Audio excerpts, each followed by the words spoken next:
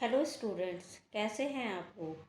आज हम first aid में टॉपिक है हमारा आज का ह्यूमन डाइजेस्टिव सिस्टम। हिंदी में इसे कहते हैं मानव पाचन तंत्र। तो जैसे कि आप लोग सब जानते ही हैं, हमारे जो डाइजेस्टिव सिस्टम है, जो एलिमेंट्री कैनाल है, उससे रिलेटेड कई सारी बीमारियां होती हैं। तो सबसे पहले उन बीमारियों के बारे में जानने से पहले, उन डिजीज़ के बारे में जानने से पहले हमें पता होना चाहिए ह्यूमन डाइजेस्टिव सिस्टम के क्या क्या पार्ट्स होते हैं और ये कैसे वर्क करता है। तो देखिए इस स्लाइड में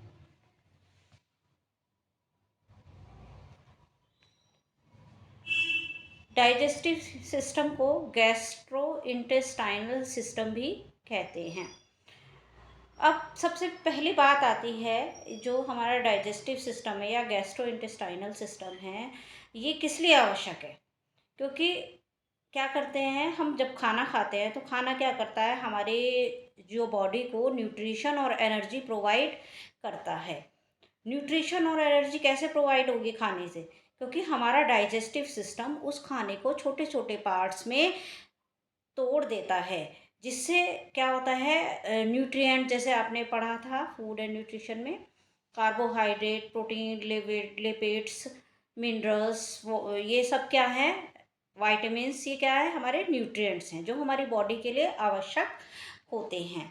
तो ये जो फूड जो है छोटे छोटे पार्ट्स में डाइजेस्टिव सिस्टम के थ्रू ही टूटता है, और इससे क्या होता है, हमारी बॉडी को एनर्जी प्रोवाइड होती है। इस प्रकार जो डाइजेस्टिव सिस्टम है, इसके जो मेन ऑर्गन है, यहाँ देखिए स्लाइड पर जो मेन ऑर्गन है, मेन ऑर्गन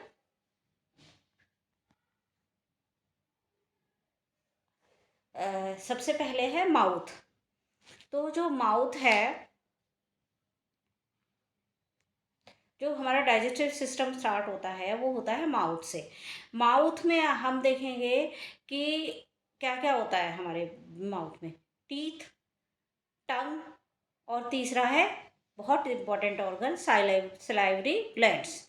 जो टीथ हैं, जो टीथ हैं वो 5 टाइप्स के होते हैं: incisor, canine, premolar and molar. जो इंसाइजर टीथ है वो होते हैं स्टार्टिंग वाले। जो इंसाइजर टीथ है वो होंगे सबसे आगे के, जो फ्रंट टीथ होते हैं। फिर उसके बाद होते हैं कैनाइन, उसके बाद कैनाइन जिसे रदनक भी कहते हैं, और इंसाइजर को कृंतक भी कहते हैं हिंदी में। उसके बाद होंगे प्रीमोलर, जिसे कहेंगे कहेंगे अग्र चवर्णक, और लास्ट में होंगे मोलर। ये 6, 7, 8 जो हैं ये हैं मोलर, और ये 4, 5 हैं ये हैं प्रीमोलर, और ये 3 है ये है कैनाइन, और 1, 2 है ये है इंसाइजर। तो ये देख लिए, इस डायग्राम में बहुत अच्छे से दिखाया गया है हमारे टीथ का अरेंजमेंट। अब नेक्स्ट आता है, जैसे कि आपको पता है कि जो टीथ है, जो नॉर्मल उसमें ह्यूमन के मुंह में इनकी जो नंबर होता है वो 32 होता है, और जो बच्चे के उसमें 16 दांत पाए जाते हैं, जो कि दांत जीवन में 2 बार निकलते हैं। पहले वो टूट जाते हैं, 1 साल की आयु तक टूट जाते हैं, उसके बाद 1 से 5 साल तक की आयु में टूट जाते हैं। उसके बाद जो परमानेंट टीथ आते हैं, पहले जो होते हैं टेम्परेरी टीथ होते हैं, उसके बाद परमानेंट टीथ आते हैं। इस प्रकार जो हमारे इंसाइजर होंगे वो होंगे 8, यानी कि 4 पेयर, और कैनाइन होंगे 4 टोटल, यानी कि 2 पेयर, 2 2 के पेयर में। उसके बाद प्रीमोलर होंगे, ये भी 8 होंगे, यानी कि 4 पेयर ऊपर, 4 पेयर नीचे। लास्ट से मोलर, इनकी जो नंबर होती है वो होती है 12, 12 नंबर होते हैं। इसमें 6 ऊपर के पार्ट में होते हैं और ऊपर के जबड़े में, और 6 जो है तो होते हैं वो दांत होते हैं नीचे के जबड़े में। तो टोटल हो गए 32।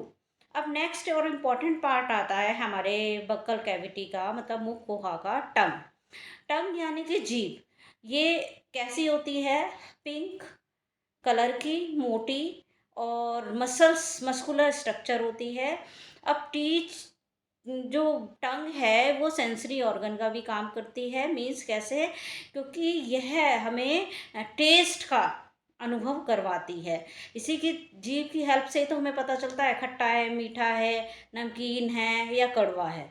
तो इसमें इनको जो इस जी टंग में जो होती है जिससे टेस्ट का पता चलता है, इसमें सेंसर्स होते हैं, मतलब टेस्ट बड जिन्हें कहते हैं। जो टेस्ट बड होते हैं, अब जैसे इस पार्ट में देखिए जीभ के सबसे नीचे मतलब सबसे आगे की तरफ वो होता है मीठा टेस्ट के लिए बड। फिर साइड में दोनों तरफ होते हैं नमकीन के लिए। फिर उसके लिए खट्टे के लिए उससे ऊपर की तरफ दोनों साइड ये दिखा रखा है डायग्राम में। और सबसे पीछे की तरफ होता है कड़वा वाला, जो हमें कोई भी चीज़ का पता चलता है कड़वी है तो ये सबसे जो टेस्ट बड होती हैं हमारी टंग में, वो सबसे पीछे की साइड आती है। फिर उसके बाद आती है बहुत इम्पॉर्टेंट नेक्स्ट, सलाइवरी ग्लैंड। अब जो सलाइवरी ग्लैंड है हमारे मुंह के दोनों तरफ 3 पेयर्स सलाइवरी ग्लैंड्स पाई जाती हैं। अब क्या होता है सलाइवरी ग्लैंड का काम? क्या होता है सलाइवरी ग्लैंड का काम? होता है सलाइवा बनाना। अब जैसे ही हम मुंह में खाने को डालते हैं और चबाते हैं, तो धीरे धीरे जैसे चबाते जाएंगे वो और सॉफ्ट होता जाएगा। तो सलाइवरी ग्लैंड से सलाइवा जो सिक्रीट होता है, उसमें टाइलिन नाम का एक एंजाइम होता है जो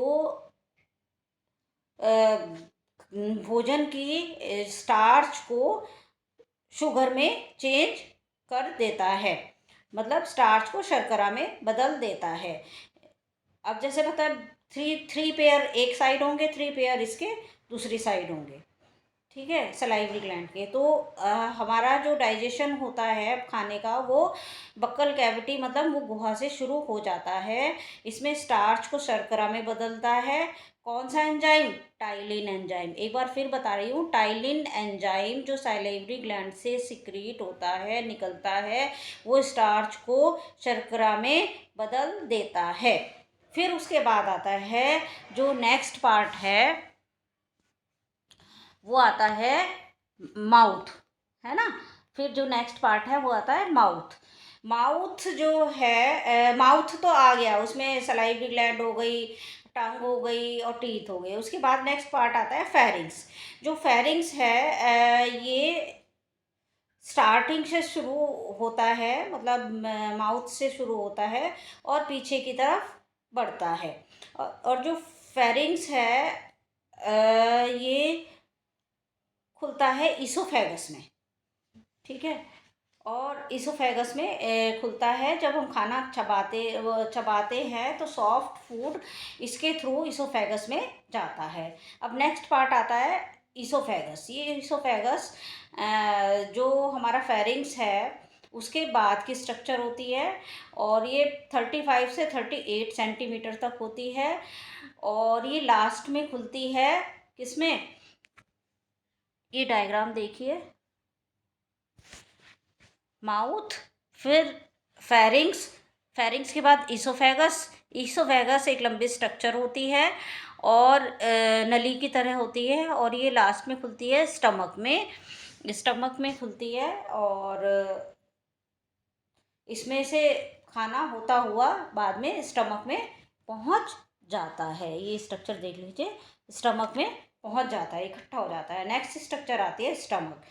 ये कैसा है? जैसे स्टमक की स्ट्रक्चर आप देखिए, ये एक थैले की तरह स्ट्रक्चर होती है, और ये डायफ्राम के नीचे और हमारे जो एब्डोमेन है, एब्डोमेन वाला पार्ट है, मतलब पेट का जो पार्ट है, उसके बाईं तरफ स्थित होता है।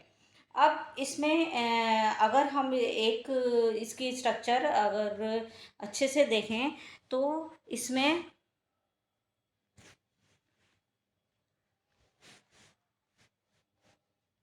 स्टमक की स्ट्रक्चर अगर सही से देखें तो ये डिफरेंट पार्ट्स में डिवाइड होता है ना। अपर पार्ट, मिड पार्ट और पोस्ट पार्ट, और इससे ये छोटी सी ये वाला इंटेस्टाइन का पार्ट निकलता है। तो ये इसकी स्टमक की स्ट्रक्चर है। फिर हम आ जाते हैं फिर आ जाते हैं हम स्मॉल इंटेस्टाइन पर। तो स्मॉल इंटेस्टाइन है, ये देखिए इस डायग्राम में देखिए, स्मॉल इंटेस्टाइन, स्टमक, और फिर है स्मॉल इंटेस्टाइन। स्मॉल इंटेस्टाइन जो होती है ये भी 6 मीटर की नली लाइक स्ट्रक्चर होती है, नली के जैसे ट्यूब लाइक स्ट्रक्चर होती है, 6 मीटर लंबी होती है। इसका काम है फूड का डाइजेशन और उसका एब्जॉर्प्शन। डाइजेशन मतलब पाचन, और एब्जॉर्प्शन मतलब अवशोषण, मतलब जो डाइजेस्टेड फूड है उसको अपने अंदर भी लेना। अब इसका निचला हिस्सा, स्मॉल इंटेस्टाइन का निचला हिस्सा जुड़ा होता है लार्ज इंटेस्टाइन से। अब ये साइड वाली जो है दिखाई दे रही है इस डायग्राम में, ये जो है ये है लार्ज इंटेस्टाइन। अब लार्ज इंटेस्टाइन जो है ये होती है 12 से 15 सेंटीमीटर तक लंबी होती है, और लास्ट में खुलती है रेक्टम में। लास्ट में दिखाई दे रहा है डायग्राम में रेक्टम, रेक्टम लार्ज इंटेस्टाइन खुलेगी रेक्टम में। और इसमें क्या होता है लार्ज इंटेस्टाइन में, जो फूड का वो पार्ट जो स्मॉल इंटेस्टाइन में डाइजेस्ट नहीं हो पाता वो इसमें डाइजेस्ट होता है। और इसके अलावा जो लार्ज इंटेस्टाइन का मेन फंक्शन है वो ये है, ये जो वाटर का एब्जॉर्प्शन करती है। वाटर का एब्जॉर्प्शन मतलब अगर वाटर का एब्जॉर्प्शन नहीं करेंगे तो क्या होगा, हमारी बॉडी में पानी की कमी हो जाएगी। तो ये मेन जो फंक्शन है इसका वाटर एब्जॉर्प्शन होता है। और यहाँ पे बैक्टीरिया वगैरह भी होते हैं जो कि डाइजेशन में हेल्प करते हैं लार्ज इंटेस्टाइन में। अब नेक्स्ट पार्ट आता है, रेक्टम खुलता है एनएस के थ्रू बाहर। अनडाइजेस्टेड फूड रेक्टम में आकर एनएस के थ्रू बाहर निकल जाता है। अब जो नेक्स्ट स्लाइड है आप उसमें देखेंगे accessory organ of digestive system. अब हमने नॉर्मली जितना आपको पता होना चाहिए डाइजेस्टिव सिस्टम के क्या क्या पार्ट होते हैं, उसके बाद उससे रिलेटेड और जुड़े हुए जो अंग हैं, है ना, पाचन, जो कि पाचन तंत्र के सहायक अंग जिन्हें बोलते हैं, वो कौन कौन से हैं। इसमें नंबर 1 आता है लीवर। लीवर का नाम आपने सुना होगा, जिसे यकृत भी बोलते हैं हिंदी में। ये अगर देखा जाए, आप ये देखिए स्ट्रक्चर, ये है लीवर, है ना, यकृत जिसे बोलते हैं। अब इसमें क्या होता है, लीवर जो हमारी बॉडी की सबसे बड़ी ग्लैंड कही जाती है। ये क्वेश्चन आ सकता है आपके एमसीक्यू में, और कि हम बॉडी में सबसे बड़ी ग्लैंड कौन सी होती है, तो वो होती है लीवर। तो ये क्या होता है, ये गहरे लाल रंग का होता है, और इसका जो मेन काम है लीवर का वो होता है बाइल जूस सिक्रीट करना, है ना, पित्त रस जिसे बोलते हैं, जो कि डाइजेशन में हेल्प करता है। इसके बाद एक स्ट्रक्चर आप देखिए, गॉल ब्लैडर, है ना। इसमें गॉल ब्लैडर जिसे हिंदी में बोलते हैं पित्ताशय, ये एक जो है ये क्या करती है, जो बाइल जूस होता है और जो कि लीवर से बनता है, ये थैली like structure, bag like structure, इसको बाइल जूस को कलेक्ट करती है अपने अंदर। मतलब यकृत से जो बाइल जूस निकलता है, पित्ताशय यानी कि पित्त रस निकलता है, वो पित्ताशय में क्या हो जाता है, पित्ताशय को इंग्लिश में बोलेंगे गॉल ब्लैडर में कलेक्ट होता रहता है। अब एक स्ट्रक्चर और दिखाई दे रही है, लीफ लाइक, यानी कि पत्ती, पेड़ की पत्ती जो होती है ना वैसे, जिसे हिंदी में बोलते हैं अग्नाशय। दिखाई दे रही है अग्नाशय। ये जो है ये भी एक ग्लैंड है जो कि लीवर से तो थोड़ी छोटी ही होती है, और इसमें बहुत इम्पोर्टेंट डाइजेस्टिव एंजाइम बनता है जिसे बोलते हैं अग्नाशयिक रस या पैनक्रिएटिक जूस। अग्नाशय होता है और उसमें अग्नाशय नलिका दिखाई दे रही है। इससे एक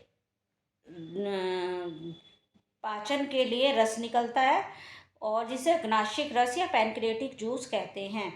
इसमें ये बहुत इम्पॉर्टेंट है डाइजेस्टिव जूस, जिसमें कार्बोहाइड्रेट, प्रोटीन, वसा को पचाने वाले एंजाइम होते हैं। ये बहुत इम्पॉर्टेंट क्वेश्चन है कि जो पैनक्रियाटिक जूस है इसमें कौन कौन से एंजाइम किस किस पोषक तत्वों को डाइजेस्ट करते हैं।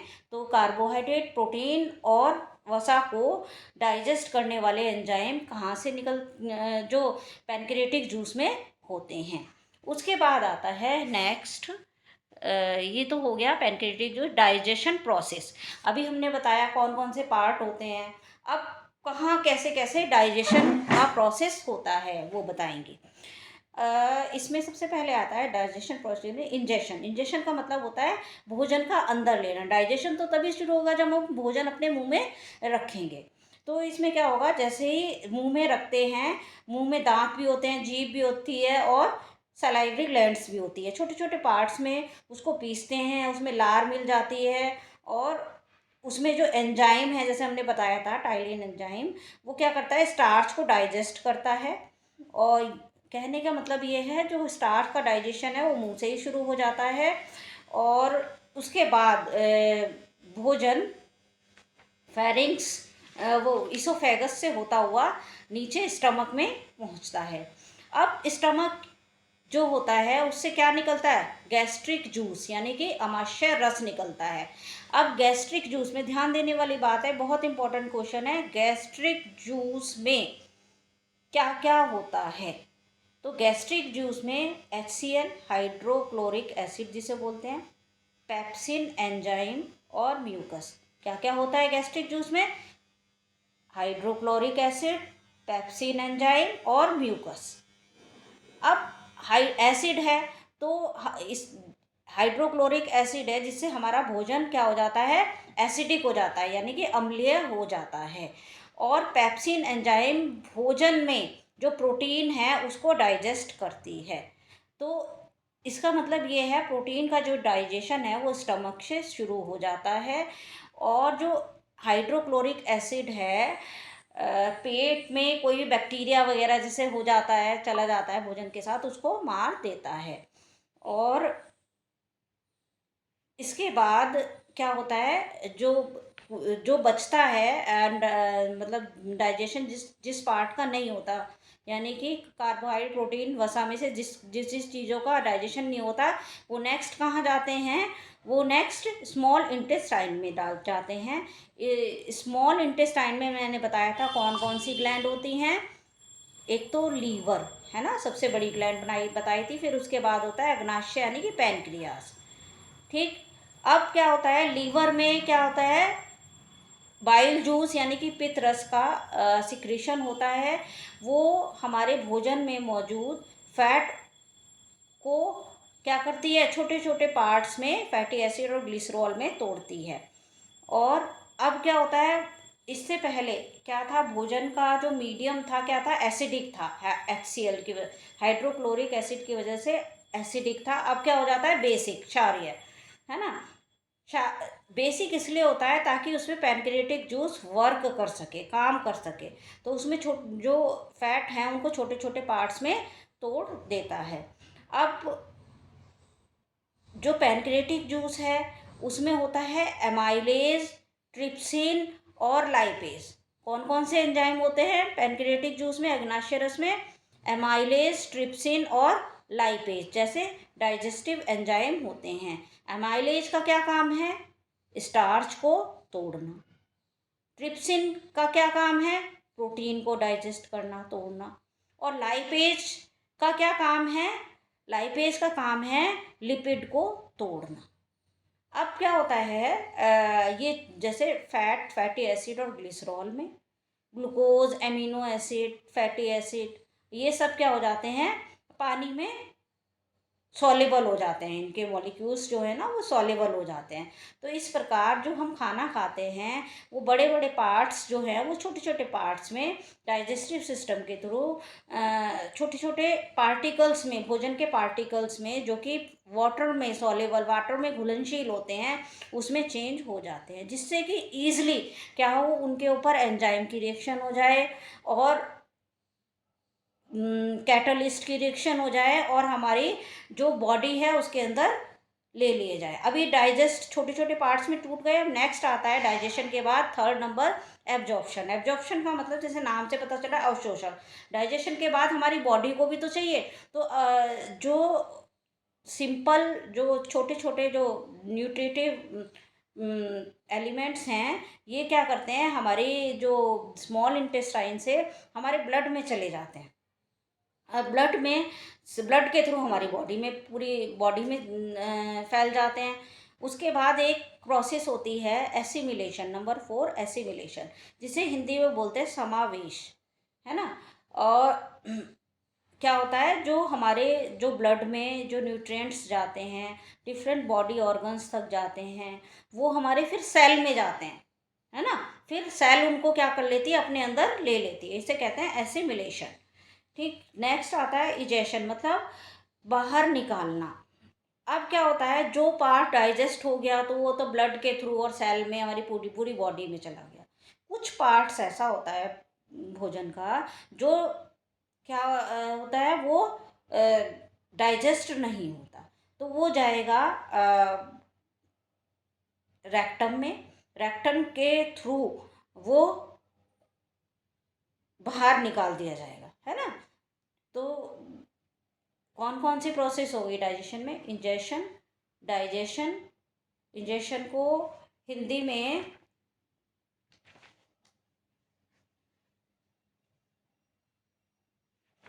अंतर्ग्रहण बोलते हैं, डाइजेशन को पाचन बोलते हैं, एब्जॉर्प्शन को अवशोषण बोलते हैं, एसिमिलेशन को समावेश मतलब अपने अंदर ले जाना, इजेशन को बाहर निकालना, है ना। तो ये सब क्या हो गया, ये डाइजेस्टिव सिस्टम के बारे में सब ये प्रोसेस हो गई। तो thank you so much all of you.